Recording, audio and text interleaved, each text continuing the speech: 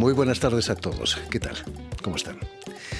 Para nadie es un secreto que la cocina francesa es quizás una de las más refinadas del mundo y que además tiene una fuerte influencia sobre otras cocinas.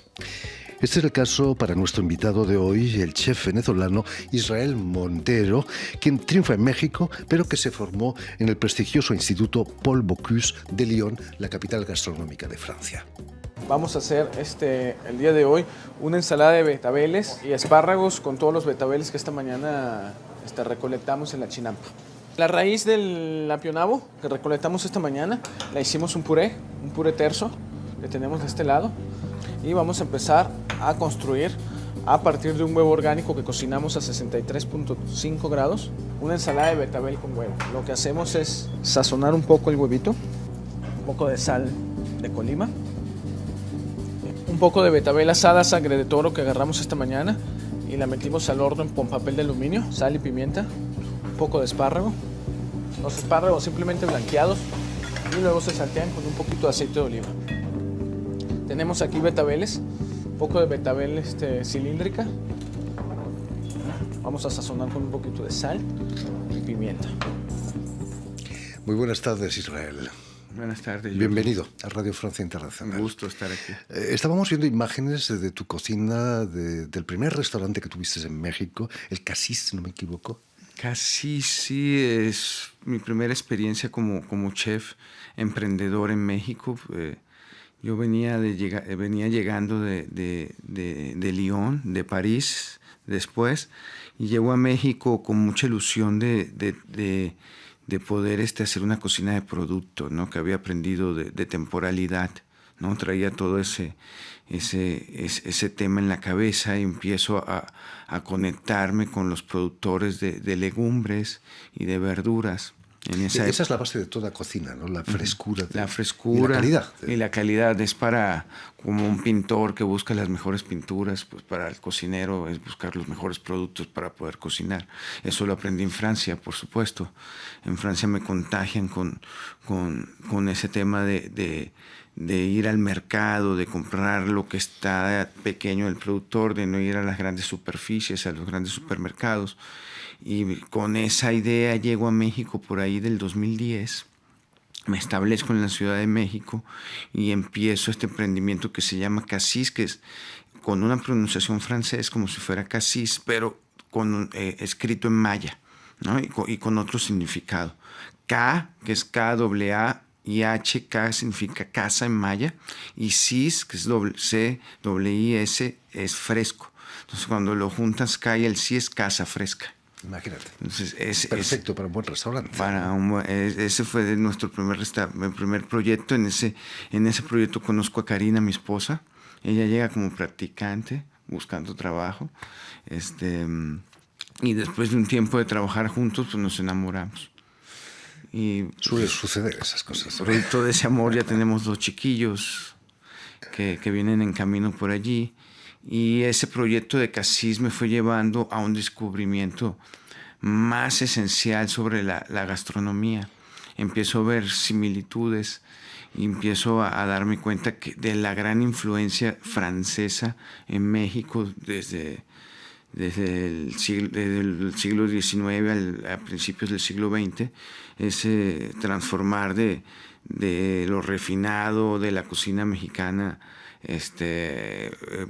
basta a cocina mexicana más refinada. Empiezo a entrar en ese universo y quedo inquieto, con ganas de seguir descubriendo, y eso me llevó a mi proyecto de hoy en día. Además, el amor entra más por el estómago que por el corazón, ¿no? Es correcto, de acuerdo. Israel, has venido maravillosamente acompañado por Jimena Velasco, que es la directora del festival Qué Gusto, una plataforma de promoción de la gastronomía mexicana aquí en Francia. Cuéntanos, Jimena, ¿qué va a ser lo más destacado de la edición de este año de Qué Gusto? Muchas gracias, Jordi. Bueno, este año por primera vez yo hago Qué Gusto en 3 ciudades francesas. La primera fue en Lyon, precisamente la capital de la gastronomía francesa. Hicimos un pequeño festival allá, nos fue muy bien. Y en París será la próxima semana, del 16 al 20 de octubre. Será un festival un poco más corto que en otros años por distintas circunstancias, entre ellos los Juegos Olímpicos que quebraron a la mitad del año. Y va a haber cenas, vamos a hacer un énfasis en la cocina callejera mexicana, que es muy, muy buena, con una cena a 4 manos en la que Israel va a participar con un chef que tiene una estrella Michelin, que se llama Baptiste Renoir. Y a finales de mes nos vamos a Dijon, a la Cité Internacional de la Gastronomie. Buen vino, ¿no? En Dijon. Buen vino. El vino Así de Borgoña. Digamos que Israel Montero ha nacido en Caracas, donde empiezas a cocinar, ¿no? Pero me gustaría que nos contases qué es lo que te lleva a la cocina, quizás. ¿Las ganas de comer? Yo creo que las ganas de comer, siempre tuve un apetito constante desde niño, una inquietud por descubrir, por comer, ¿no? Mi abuela siempre fue una gran cocinera y tuve mis primeros contactos allí. Ella me enseñó a hacer empanadas, me enseñó a hacer arepas. Y era un niño muy inquieto que lo ponían ponte a hacer la masa de las arepas, te quedas tranquilo allí. Y eso me llamó mucho la atención. A los 16 ya tenía que tomar la decisión qué era lo que iba a estudiar, ¿no? Y hago varias pruebas de admisión en varias universidades. Y en el transcurso me ofrece mi tío la oportunidad de trabajar para un chef francés en Caracas, que tenía un restaurante y una creperie en Caracas en una época de esplendor. Y empiezo a trabajar para él, un chef de Bretaña. Y me da la primera oportunidad allí de lavando platos, limpiando verdura, y como amor a primera vista. O sea, la cocina desde ese día no la he dejado. Ellos me motivan, me dicen, bueno, si te quieres convertir en un buen cocinero, no te queda más que irte a Francia. Esas fueron sus palabras y aquí estamos. ¿Cuál es el secreto de un buen plato? ¿Dónde está la frontera entre un plato correcto a un plato excelente? Yo creo ¿Es el amor, quizás? Exacto, es el amor. Pues creo que la cocina es un acto de amor hacia el prójimo, hacia la persona que lo vamos a servir. Es amor hacia lo que uno hace, al savoir-faire, a la profesión de ser cocinero.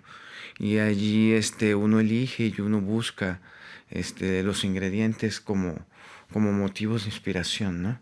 Para poder crear, para poder expresar un sentimiento. Puede ser un sentimiento de amor, puede ser un sentimiento de locura. Pues hay muchas vertientes que podemos tomar en la cocina, ¿no? Israel, ¿hay que seguir las recetas o hay un margen de improvisación? ¿Hay que dejarse llevar por el instinto? A lo largo de los años he tenido de las dos cosas.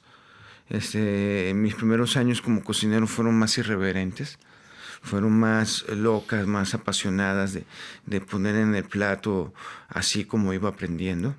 A medida que han pasado los años y a mayor conocimiento, buscamos ser más clásicos. La precisión también, y la ¿no? precisión también. Estamos viendo en el vídeo que cocías el huevo a 65 grados, 5. Ajá, 63.5. 63.5. Eso nos da una textura entre la yema y la clara casi a la misma temperatura, a la misma consistencia.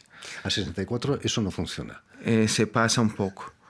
Y a 62 ese medio no grado llega. es Terrible. Después de haber escuchado que tenías que venir a Francia, imagino que no se hizo de la noche a la mañana, ¿no? Fue un proceso de estar trabajando. Estuve trabajando en un par o 3 restaurantes en Caracas. Entro en una escuela de cocina, en el Instituto Culinario de Caracas.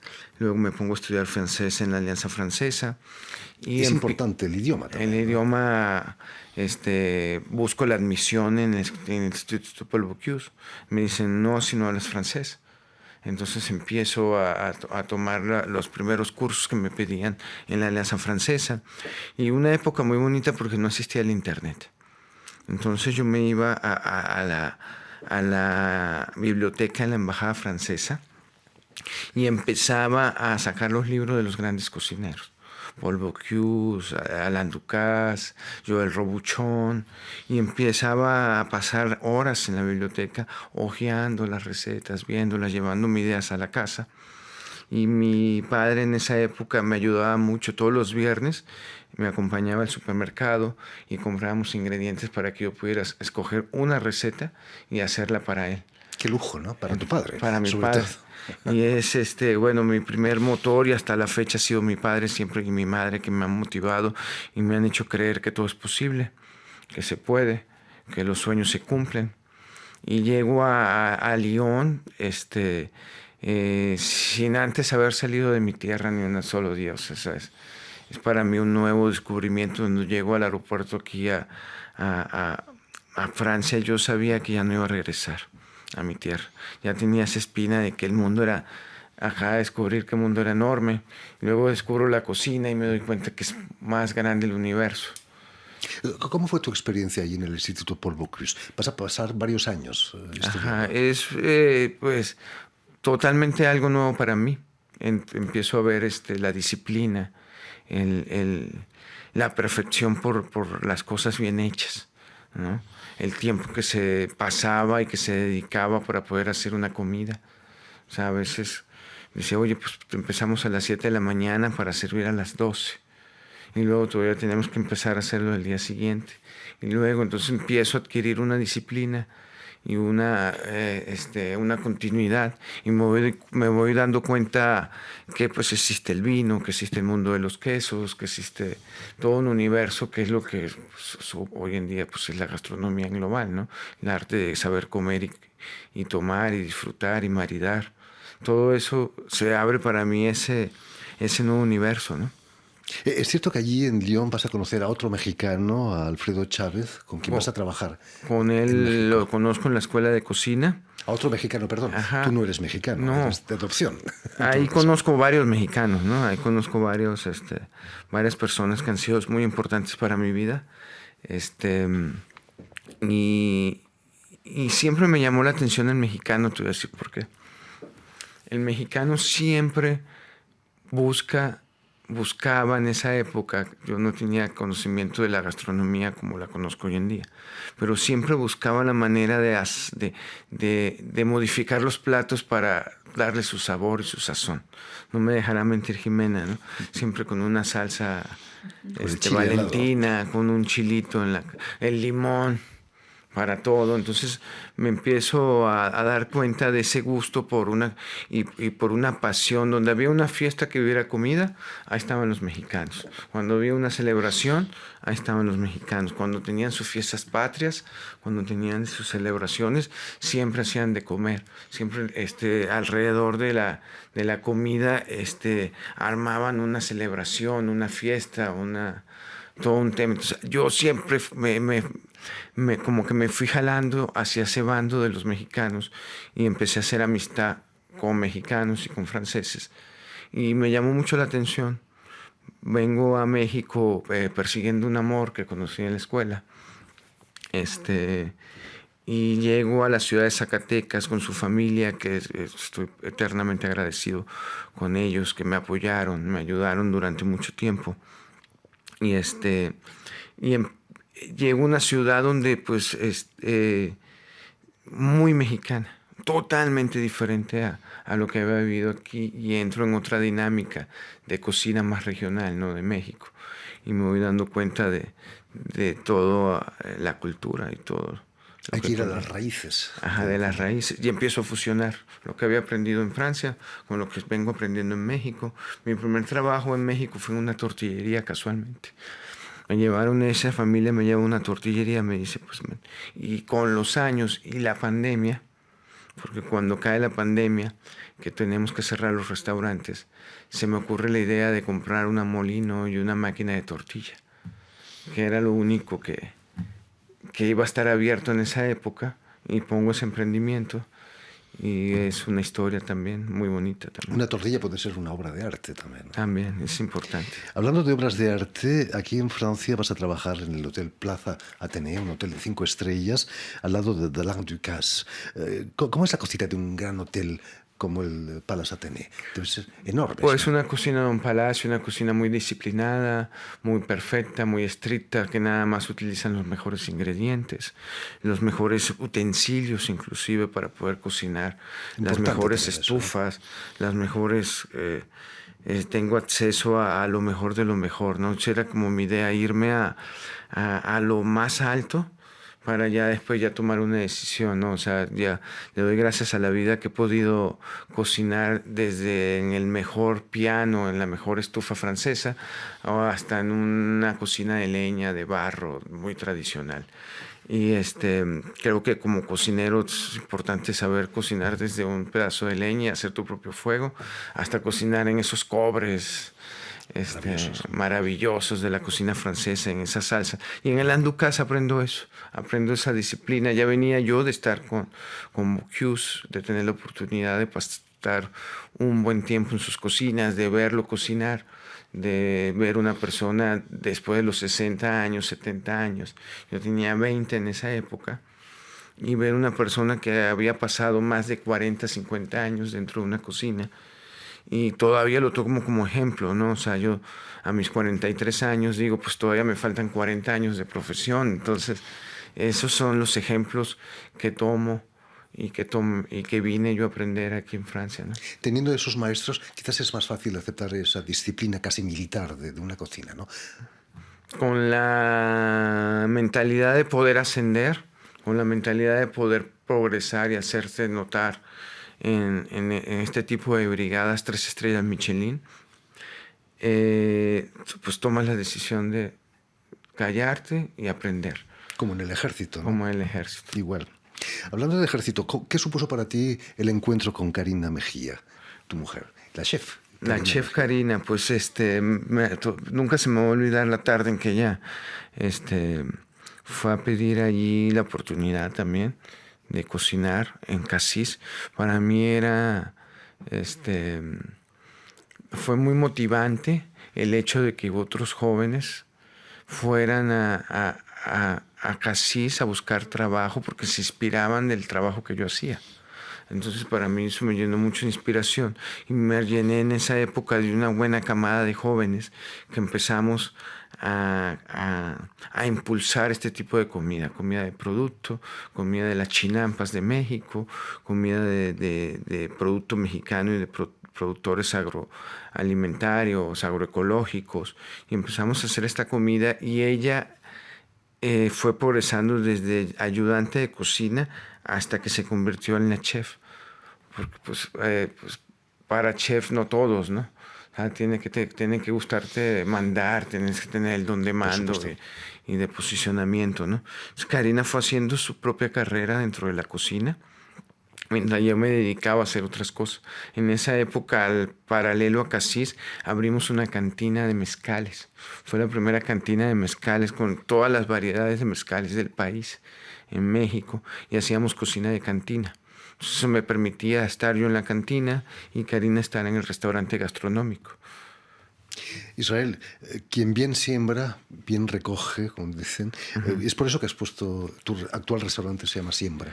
Cuando voy, yo siempre he tenido en mente sembrar, hacer lo tuyo, poner el primer granito. Cuando iba a la pandemia, iba a estallar, yo venía escuchando, me gusta mucho escuchar música. Y venía escuchando un disco de Rubén Blades, que es un cantante, un sonero súper importante para el mundo de la salsa. Y ese disco se llama Siembra y habla justamente de sembrar el futuro, ¿no? Y nosotros hoy en día en Siembra tenemos un lema, tenemos una consigna que es siembra el futuro en una tortilla. Entonces, todo nuestro proyecto va basado en hacer tortilla de calidad. Eso lo aprendí en Francia, porque aquí para el pan de tradición, la baguette, pues es súper importante tener una baguette de buena calidad. Hay de todas las calidades, pero vas a aprender la mejor y la gente reconoce cuál es la mejor. Eso en México se fue perdiendo con la industrialización del maíz y de la tortilla. Y con el paso y con la mercadotecnia se nos fue olvidando la buena tortilla de buena calidad. y podíamos encontrar tortillas de 33 ingredientes, de 35 ingredientes, cuando en realidad son 3 ingredientes los más importantes, que es el maíz, el agua y el mineral, ¿no? Entonces, estamos viendo imágenes de maíz. Hay una variedad extraordinaria de maíz en México. Hay 64 variedades de maíz en México actualmente, de las cuales 59 variedades son las que se utilizan y son comestibles. A lo largo del país México vive del maíz. Ramón López Velarde, un poeta de México, pues decía, patria, tu superficie es el maíz, ¿no? Entonces, México, su superficie es el maíz. Las comunidades y los pueblos viven y sueñan a través del maíz y de su siembra del maíz. El maíz se debe sembrar una vez al año y durante ese proceso, desde que se siembra hasta que se recolecta, pasan infinidad de procesos, ¿no? De fiestas, de festividades, de momentos, hasta que se llega al grano final. Esto me inspiró, me ha hecho aprender y conocer y adentrarme en el campo mexicano y poder combinar con el lienzo perfecto de una tortilla muchas preparaciones, ¿no? En fin, muchísimas gracias, Israel Montero, por habernos contado cosas tan interesantes, tan deliciosas. Permíteme también que dé las gracias a Jimena Velasco. Gracias. Gracias, también agradecidos con Jimena que me dio la oportunidad de poder venir a Francia de nuevo después de 10 años y traer este tema del maíz criollo, del maíz mexicano, de la esencia de México que es el maíz. Permitidme también que dé las gracias a Stephen Hersley y Stéphane Defossé, quienes han ocupado hoy de la realización del programa, y también saludar a nuestros telespectadores, porque también los tenemos, que nos siguen en toda América Latina, en Zacatecas, seguro que también, gracias a la Unión Continental Latinoamérica, una cadena de televisión, y la red TAL, que reúne televisoras públicas y universitarias de todo el continente. Y a ustedes, muchísimas gracias por su atención y les damos cita para una nueva edición de El Invitado de Radio Francia Internacional.